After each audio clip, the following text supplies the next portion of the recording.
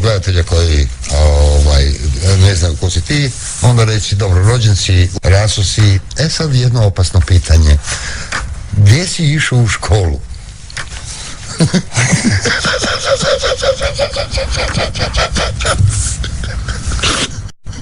Imam dva razreda, če je bilo dva razreda, školu sam završio i on sam u te... Da, nema ti u školu. Gdje si išao? Imam dva razreda. Išao si 2 godine i onda su te izbacili u 2. godini.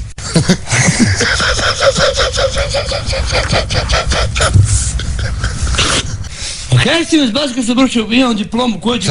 2. razred si završio. I dobro, i onda su te u 2. razredu škole izbacili van. On si mogu ići dalje, ali ove 2 godine je bilo da završiš 15 godina samo u osnovnom. Ajmo preskoči školu onda.